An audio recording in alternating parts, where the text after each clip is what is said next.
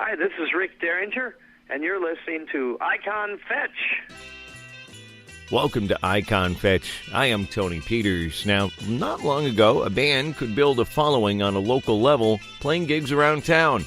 If the local radio picked them up, they could start making waves regionally and maybe even nationally. One such band in the mid-Sixties were the Cryan Shames out of Hinsdale, a suburb of Chicago. They're best known for their cover of the Searchers song, Sugar and Spice. Sugar and spice and all things nice, kisses sweeter than wine. That one barely missed the top 40 nationally in 1966, but did very well in many cities around the United States. The band eventually got signed to Columbia Records and released 3 LPs, which still hold up today as fine examples of American garage, psychedelia, and sunshine pop. The band called it quits in 1969, but has reunited many times over the years. And to talk about the story of the Cryan Shames, we welcome in Tom Duty, better known as Toad. How are you, man? I'm doing real good. Thanks for the nice introduction, by the way. You got it, no problem. Now, the podcast originates from Dayton, Ohio, and a lot of bands kind of had regional success, and the Cryan Shames were one of them. You guys were out of Chicago. Let's go back to the beginning here, because mid-60s, a lot of bands picked up their instruments after watching the Beatles on Ed Sullivan. Was that kind of the origin for you? Yeah, not only was kind of the origin, it totally was. I was sitting in a college dorm watching them on TV, 1964, and I just went, I've had an epiphany. That's what I want to do. I had no musical background whatsoever. I didn't know how to play any musical instruments whatsoever, but I was determined that's what I was going to do. Nice. Now, so you ended up forming with a group of guys, and you were eventually you were early known as the Travelers. Is that right? Yeah, we sure were. We were guys that were in college together. The guy who started it all was Jerry Stone. And the way we got started, quite literally, is that we were sitting in one of the college lounges, and Jerry, we were talking, and he said, "Hey, do you know anybody that can sing?" And I told him I could. And I don't know why I did, because I hadn't sung anything since grade school, when I was in a choir for my Catholic grade school, singing Latin stuff. But he said, "Great, come on out to my house on Sunday. We'll, audition you." I knew about 5 or 6 Beatles songs, so that was great. And, obviously that was where the thrust of music was at that time. And for some reason I got through the audition and became part of the Travelers. I was their lead singer. Now, how did you get hooked up with, literally, as figuratively, with J.C. Hook? This guy was, the reason why they called him that, he had a hook, right, on his left hand. Yeah. As a matter of fact, we had been playing for a while. We broke up. We were a summer band. We'd been playing through the summer. We broke up because 3 of the guys went off to college. And after not playing for 2 months, we all got the itch to play some more. So we hired some other guys, a couple of guys from Downers Grove, Denny Conroy on drums and James Fair on lead guitar. And we started playing. We got an incredible following. We used to play at YMCAs and teen clubs and things like that. And these places generally would hold 400 to 500 people. And we would draw 1,500 to 2,000. I mean, they were just jammed wall to wall. And our manager at that time, Fred Bolander, said, "You know what? I've got a guy that I think it would be kind of neat. It would be kind of, for the stage show. He looks like John Lennon, and he doesn't have a hand on his left-hand side, but, we can fashion a hook for him, and he can play tambourine." So he said, "Okay, let him come on up." And we had him dancing on the side of the stage. And he just kept showing up, and we said, "All right, kids like him. He showed up a bunch of times. Let's make him a member of the group." I mean, it sounds, like it's out of a fairy tale, but that's exactly what happened. And we made him a member of the group, and it really added to the stage show. It was great. Now, you mentioned Jerry Stonehenge Stone. There was a guy who started the band. You meant, and he was a rhythm guitarist. Then you had Dennis Conroy on drums. You mentioned Jim Ferris on lead guitar. What about you had Dave Purple as well on bass? Dave Purple was a great bass player, and he went to school with Jerry and I. It was the same thing with him. Our original bass player, after 2 practices with me, he said, this group will never do anything with him as a lead singer, so I'm quitting. And and we were talking to Dave in the lounge again. Dave was a great piano player and a real good musician. And we said, do you know anybody that can help us out with bass? He said, I can play bass. So he came to a practice. We did 4 songs, Beatles songs. He had them nailed perfectly. And we said, okay, you're the bass player. About 3 months after that, we found out that Dave had never played bass in his life until the day before the audition, and he learned 4 things from Paul McCartney. So talk about Bob Monaco. This is a guy that kind of was instrumental in the early days of getting you guys going. Yeah, he was. We met Bob Monaco through Dex Card. Dex Card was a disc jockey at WLS. He's the guy that really got us our break. We would have done absolutely nothing if it wasn't for Dex Card.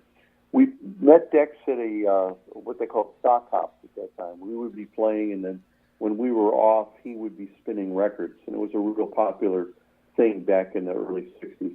And Dex met us at a place in Elmhurst, and he liked us so much, he said, hey, I'm doing another job tomorrow. Would you guys like to be the band for that? And we said, yeah, great. So we were up in a place called Libertyville, which was about 70 miles north and west of Chicago.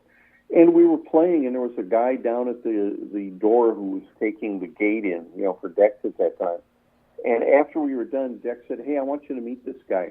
We said, oh, we knew him. We met him. He introduced himself to us. He said, yeah, but his name's Bob Monaco, and I think he was with Warner Brothers Records at that time. And he said, Bobby told me, when you guys were playing, that he would really like you to meet his partner, Jim Golden, and they would like to manage you guys. I said, wow. That's good. Jim Golden owned a record company, Destination Records in Chicago. So Bob and Jim, met us at that time, and they said, well, we're going to go in and record a record. We were doing cover records basically at that time. We, which everybody did. We did covers of the Beatles, the Byrds, the Rolling Stones, that type of thing. Right. And we did a good cover of If I Needed Someone, and we went in to record that. It sounded great. We put it on one of our albums. If I needed someone to love, you're the one that I did of. If I needed someone. We would record it and release it. And as we were getting ready to release it, there was a hold put on it by George Harrison. We couldn't release that song. So we were bummed out. They said, hey, we got to go in next week and record something. We were searching all over. We had no idea. We tried writing some songs, but we were just in the infancy of writing, and nothing was that polished yet. So what happened is that Jerry found a copy of a Searcher song called Sugar and Spice. Sugar and spice and all things nice, kisses sweeter than wine. And he said, we would do this really well. So we played it in the basement of Fred Bolander's house, is where we used to rehearse. And I learned the song, but I didn't like the melody, so I changed the melody. I used a lot of harmony parts that, weren't in the original melody. If you play the Searcher, Sugar and Spice, and you play ours, it sounds like a totally different record. Anyway, we learned it the night before. Jim and Bob came over and listened to it. They said, good, let's go record that. We went into Sound Studios the next day, and in 45 minutes, on a 3-track recorder, which was monaural, we recorded Sugar and Spice. Sugar and spice and all things nice, kisses sweeter than wine. In about another 20 minutes, recorded the B-side, which Jim Ferris, and with my help, had written about 2 days before that, called Ben Franklin's Almanac. And as we were packing up and leaving Sound Studios, Bob Monaco brought the acetate, which was it was the first recording Right. of that up to WLS, the Dex Card. And as we were driving down Michigan Avenue on the way home, Dex Card got on the radio and said, "Hey, I want to introduce you to a band that I discovered. This is the first time you're going to hear them, but it's not the last." And he played Sugar and Spice. Wow.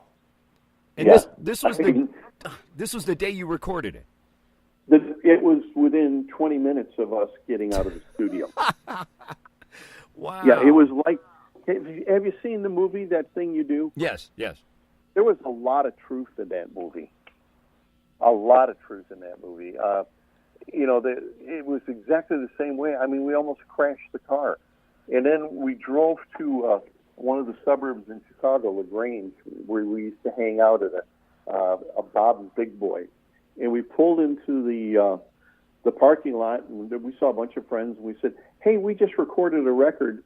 And one of the guys in the parking lot put on the radio, and they were playing Sugar and Spice again. Everyone pouring out of Bob's Big Boy. Everybody was dancing in the parking lot to our song. And they probably played it 12 times that day. And it started getting, broken up in Milwaukee and in Indianapolis and in western Wisconsin, or not western Wisconsin, western Michigan, the same day. So it's just, the song just took off. It went crazy. We were with Destination label, and you were talking earlier about it almost made top 40.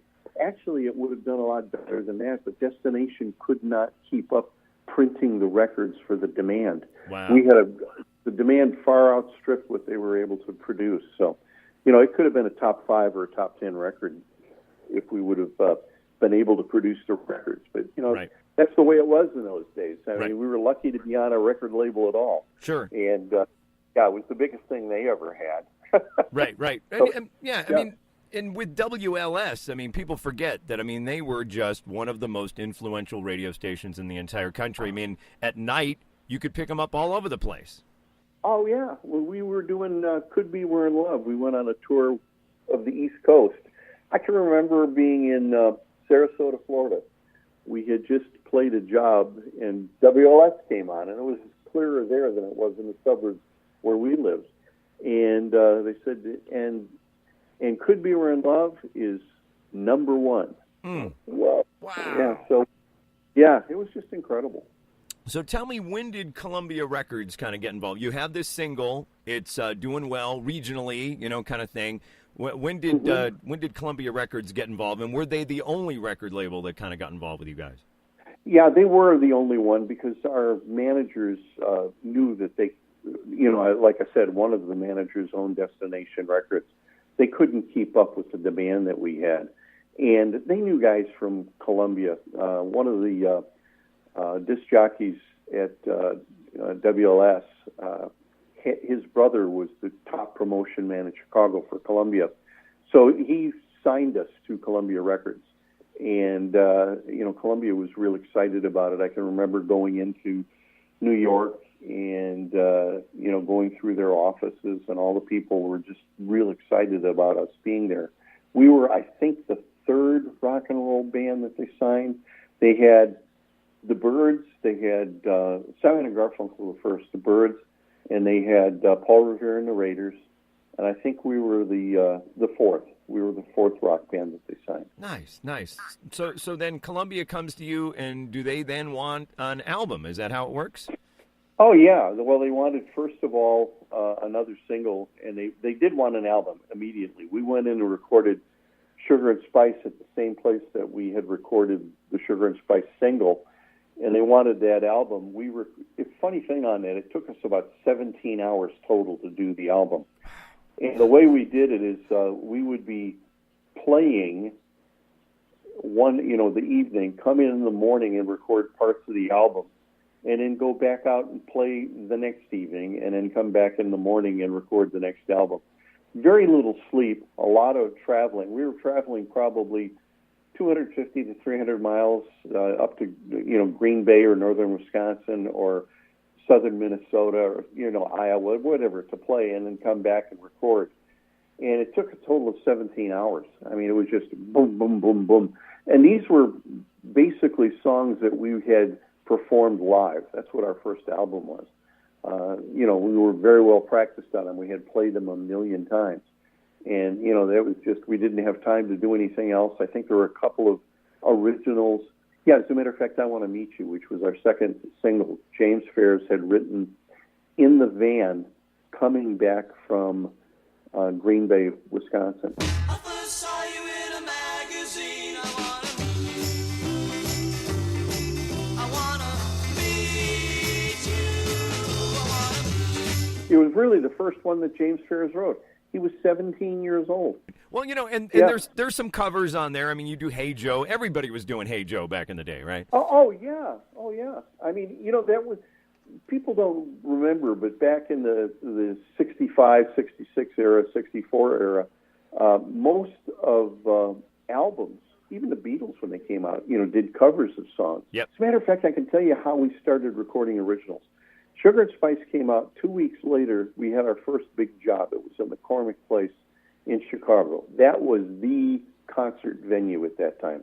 Big place, held about 3,000 people in the audience. It was great. And we were the opening act for the Byrds. They were our heroes, just incredible. We went out and we just absolutely killed it. I mean, the audience loved it. We just blew the place up. The Byrds went out and did the same thing. They were very, very good. And I can remember after they played, before they played, they were kind of, standoffish. But after they played, Roger McGuinn, who was called Jim at that time, said, "You know what?" He said, "One thing you guys do really well is sing." And he said, "You sing really, really well." And he said, "If you ever want to go anywhere, you have to write your own music." We said, "Oh, okay. Well, we'll start writing our own music." That's where we came up with the originals for Sugar and Spice. Wow. Yeah. So now, you've done the first album, and Columbia, I guess, asked for album number 2. Now, I noticed there's a lot of different instrumentation on this record. When you guys went into this, was there definitely a conscious effort to, all right, we're going to push the envelope on what the Cryan Shames sound is? I mean, harpsichords, and there's bagpipes on a track,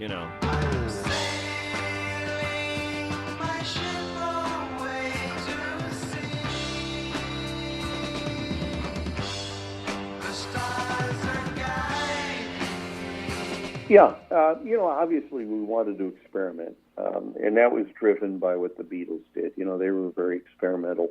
One thing we wanted to do, though, and we always had this as our main core principle, anything we did on a record, we wanted to be able to repeat live. We wanted to sound live exactly the way we sounded on the record. So all of the extra instruments you hear on Scratch in the Sky were all played by guys in the group. And we really did sound live like we did in the studio. Now, you guys lost a couple of members in between the two albums, and you picked up Lenny and Isaac, right? Now, these guys were really influential on, sort of the sound of A Scratch in the Sky, because they were both multi-instrumentalists, right? Oh, yeah, multi-instrumentalists and great singers. We lost people because back at that time was the Vietnam War. Vietnam took Jerry Stone. Jerry served in Vietnam honorably. And Dave Purple just got tired of traveling. So he basically quit. And Dave was an incredibly talented guy. He became a recording engineer. That's really where his love was. He went down to Memphis. He was the chief recording engineer at Volt Stax. So we had him and Jerry leave within a couple of weeks of each other. I mean, it was just a devastating thing for a group as tight as us to lose two people like that. But we ran into Lenny Curley, and he was just wonderful. Great singer, great guitar player, and he wrote songs. It was easy to add him to the group. I sang very, very high. I sang John Lennon, almost Paul McCartney high. Lenny sang Paul McCartney, Little Richard high. So, I mean, yeah, we could hit, stratospheric notes, the two of us singing together. And then Isaac was in a group that we had played with in Chicago called the Revels. And he also sang. So we had, we lost two guys who were great, and we gained two guys who were great. They were different types of players. But one thing we always had was great singers. Now, who came up with the idea of covering the Carole King, Drifter song "Up on a Roof"? Me. I come home feeling tired and beat. I go up where the air is fresh and sweet. We were driving down to Florida to do a Columbia convention. And I was just mentioning to James Ferris as we were riding in our mobile home, I said, you know what, there's a song that I really, really like that we should learn. He said, what is it? I said, it's Up on the Roof by, Carole King, the Drifters did it. And he said, yeah, I remember that. I said, but what we should do is we should slow it up and make it kind of like the Mamas and Papas did, Dedicated to the One I Love, how they slowed that up. Yep. And I said, we should, make it kind of a showcase song that way. So he and I worked on it all the way down to Florida, and we had the other guys work on it when we got there. And we went and played it that night at the Columbia Convention. It went over really, really well, and we recorded it. Nice. Now, you've got some really good, the originals are really strong on album number 2 as well. If I ask you about a couple, it's interesting. Sunshine Psalm. When I need her, she's always around to be found, and she's there with a smile. Yep. Sounds like the Byrds. There's a Byrd song called "I See You" that's kind of got the same sort Yeah, of... very, very much like that. Right. James was, obviously influenced by that. It sounds like "I See You." If you're going to, copy some type of song, that would be a good one to do. The Right. Byrds were very good that way. Right. So, yeah, and, you take a look at others, they sound like the Beatles, or they sound like the Beach Boys or whatever. Not being the same songs, but, we definitely had those influences. And like I said, we were kids. He was 18 years old. I was 21. The rest of the guys in the group were between 18 and 20. So, when we listened to the radio and we went and played with these guys all the time, and, it's kind of hard not picking up influences like that. Absolutely. Now, the album ends off with Dennis Dupree from Danville, which is like a heavy rocker, shows off kind of a different side of the band. I'm Dennis Dupree from Danville. I moved into your town. I'm Dennis Dupree from Danville. It was about an actual guy named Dennis Dupree, and he lived in Danville, Illinois, and he acted exactly the way the words said. Even though we didn't have any national hit singles on it, we had a single, Could Be We're in Love.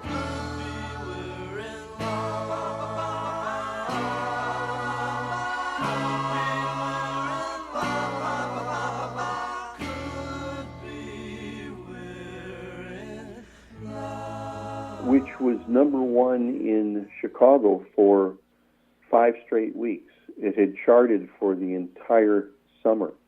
As we were number 1 in Chicago, it wasn't being played anywhere else. As we were coming down in Chicago, all of a sudden it became number 1 in Dallas, Texas for 3 weeks.